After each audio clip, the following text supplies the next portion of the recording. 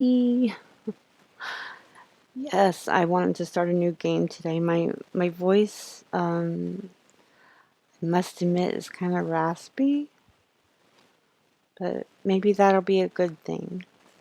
So, we are going to start reading interactive horror stories. So, it's a novel game, kind of choose your own adventure, I guess. I'm not sure, but we're going to see how it goes. So, let's begin. Okay, so I will select this.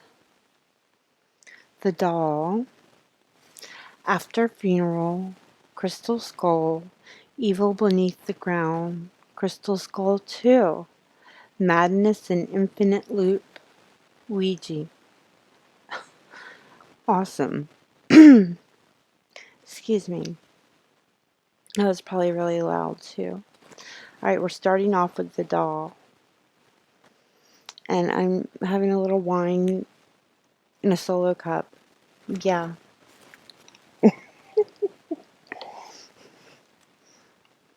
That's for, when my throat gets dry from reading so much, I have to have something to quench my thirst. Okay. You are a single mother.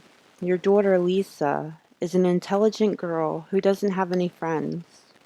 You buy her a rag doll. Soon, Lisa will claim that the doll can talk. And this is just the beginning of your nightmare. Can the doll be really possessed as Lisa claims? If you are stuck, you can see our Facebook post about how to get the good ending in this story. And I say, let's play. The doll. Do-do-do. The creepy doll. Oh, where is my creepy doll? Do I have it around? Do-do-do. Oh, I don't know where I put her. I probably hit her because she's too creepy. Sorry, doll. As a single mother, you know how hard it is to look after a 13-year-old girl. Oop. Hard, but still joyful. Her presence gives you all the strength you need. Her name is Lisa. She's a shy girl. She doesn't talk much. You got divorced 3 years ago because he cheated on you with his secretary. Lisa misses her father, but you don't allow her to see him. She adores her father, but you think he's an asshole. Lisa's a special kid. Her teacher once said that she is too intelligent for a girl her age. But you already knew it. Her reactions are unexpectedly mature. She is also hardworking. You expect perfection from her. Her teacher told you that you must take Lisa to a psychiatrist. You will do it soon. She is a lonely girl, maybe because she doesn't talk much.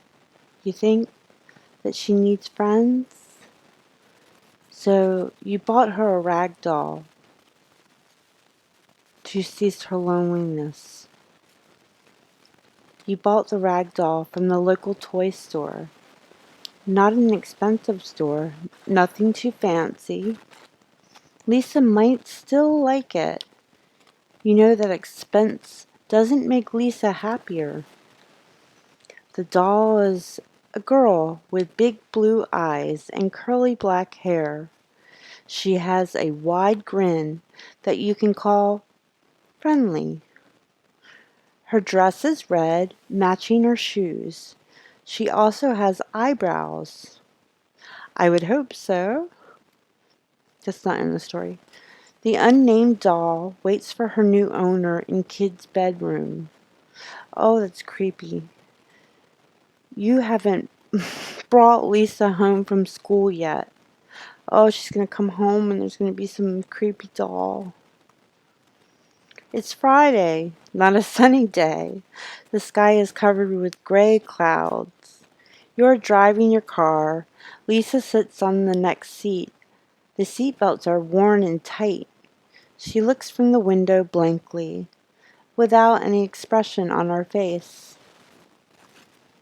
Do you remember that the math exam's results were going to be announced today? 1. How are the exam results? 2. Were you able to make any friends today? 3. I bought you a rag doll today. 4. Continue driving. I would say, how are the exam results? Lisa sighs and says, terrible. I am the 7th in the class, not first like the previous exam. I know you will be mad at me. I didn't study enough. 1. It's okay, darling. 2. You are right, Lisa. You should have studied more. It's okay, darling. She looks at you with a slight surprise. You always scolded her whenever she wasn't the best. Now you say, it's okay, darling. She continues watching the cars passing by. You're driving your car. Lisa sits on the next seat. The seat belts are worn tight. She looks from the window blankly, without any expression on her face. How are the exam results? We've already done that. Were you able to make any friends today? It's so in your face, dude. I bought you a rag doll today. Continue driving. How about I bought you a rag doll today? Oh, that's nice. Thank you, she says. There isn't any excitement in her voice. Only the narrator. You are driving your car. Lisa sits on the next seat. The seat belts are worn tight. She looks from the window blankly, without an expression on her face. We only have 2 options left. Were you able to make any friends today? No, she says with a determined voice. They are just idiots. For example, they see the other classes in the school as enemies, as if they were an enemy nation with a different religion. I mean, it is still silly to be enemies because of race or religion. Those morons in my class hate each other just because they are different classes. You are driving your car. Lisa sits on the next seat. The seat belts are worn tight. She looks from the window blankly, without any expression on her face. And the last choice we have is continue driving. You finally arrive home. The doll is in your bedroom, Lisa, you tell her. She climbs up the stairs slowly. Apparently, she isn't so excited about the doll. You follow her to her bedroom. She picks up the doll that's on her bed. I will think of a nice name, Lisa says, but I have got homework to do first. Play comes after study. 1, yes, study now, or 2, don't go hard on yourself. I would say don't go hard on yourself. So you leave Lisa alone in her room. You have got a lot of work to do anyway. Not only you will cook, but you also need to work on a novel's cover illustrations as a freelance artist. The deadline is close, so you work hard nowadays. You work all day. The only break you take is the dinner. You don't talk about anything during dinner with Lisa.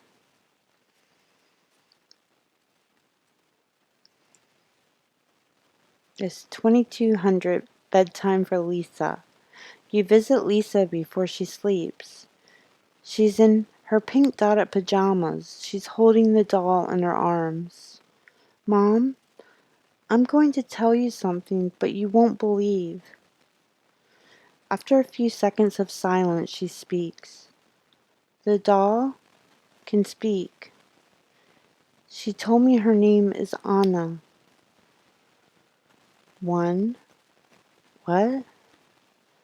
That's impossible. Two? Go on. I'm going to say two. Lisa explains. Anna says that she was nothing but a piece of light, a light that's drifting in absolute blackness, a weak light in the infinite darkness. Then she found life in this doll. She was waiting in the toy store for a friend, lonely, and today she found me. She says that she loves me. One, don't be ridiculous, dolls can't speak. Two, I believe in you, we need to throw the doll away. Three, I believe in you, keep the doll. Four, and what did you tell her? I would say four. Lisa smiles. And I said that I will be her new friend and I will always love her. She continues. And then she told me that she was happy, happy like the times when she used to be an angel. One, don't be ridiculous, dolls can't speak. Two, I believe in you, we need to throw the doll away. Three, I believe in you, keep the doll.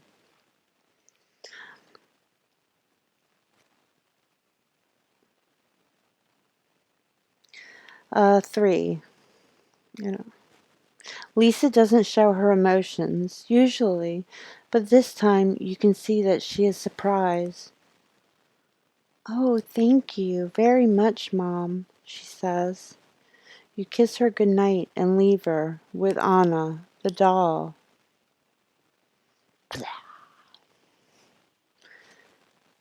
Because of all the hard work, you begin to feel tired, and you go to bed. It doesn't take long for you to fall asleep. A few hours later, you wake up to the sounds coming from the outside. You hear hysterical laughters coming from the garden. They belong to a girl, specifically Lisa's. You stand up and look outside the window. You see Lisa standing and laughing in the garden under the pale moonlight. She is facing back. You can't see her face. You one shout out or two go to the garden. I would say two go to the garden. You climb down nervously. You wear your shoes and walk to the garden. Lisa doesn't react to your presence. You approach Lisa, put your hand on her shoulder. She turns her face to you. It is not Lisa's face. It is not even a human face. The texture of the face is a gray rag. The eyes are quite big for a human. So is the wide smile. The voice changes. It doesn't belong a girl now, but a demon. She stares at you and laughs. You wake up. It was just a nightmare. You are all sweaty with terror. The morning has already broken. You decide to check on Lisa. Lisa is sleeping peacefully, hugging Anna. Anna is carrying that wide smile that annoys you now. But hey, it is normal. It would be terrible if the doll's face was different than how you bought it. You go to the kitchen to prepare a weekend breakfast. You usually make omelet with sausage on Saturdays. You will repeat that habit today. You are in the kitchen. You take the sausage and eggs from the fridge. You need to slice the sausage, so you open the drawer to pick up the meat knife. Something is wrong. The knife isn't there. One, you search for the knife in the kitchen. Two, look inside the garbage bin. I say one. You search the whole kitchen. No drawer is not locked or looked into. You even looked into the fridge. No, the knife isn't there either. There is only one place you haven't looked inside. The garbage bin. You open the lid. You couldn't find the knife inside the garbage bin. You searched the knife in everywhere possible, but it's in vain. So you decide to use another knife to prepare the omelet. After you have prepared the omelet, Lisa wakes up and joins you in the kitchen. You eat the breakfast with her. She doesn't look so happy. There is an uneasiness on her face. 1. The meat knife is missing. 2. Did Anna speak again? 3. You have to study today, no play. 4. Don't ask anything. I would say don't ask anything. The breakfast is over. I need to study math, says Lisa, then climbs up to her room. You also need to work on the novel cover. You are both busy now. It is evening now. I need a sip.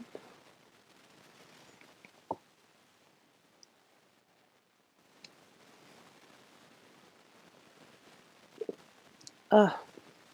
Okay.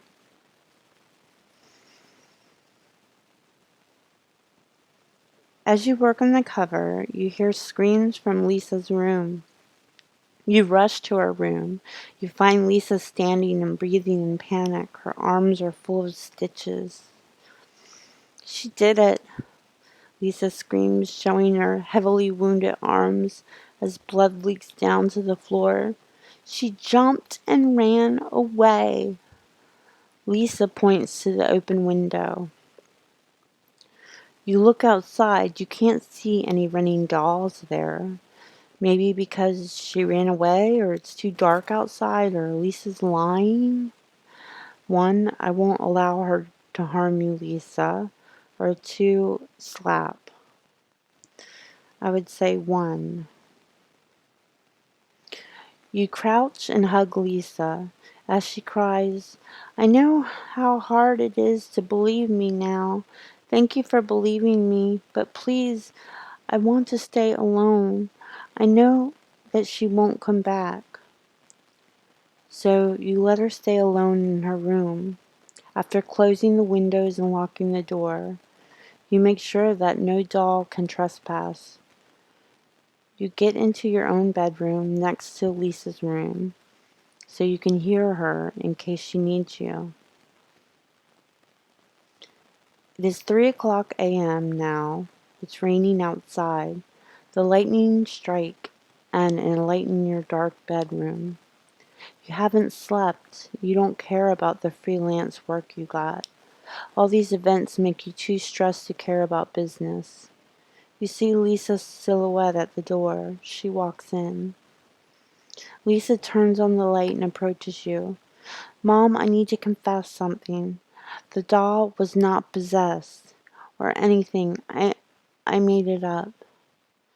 I really need to get psychiatric help. I feel a huge urge to murder you. Please help me. You hug her. You had done parenting failures before, but it is not too late to fix them, and your mentally ill daughter. The end. There are 2 possible endings. We'll stop there and continue with After Funeral tomorrow. Bye.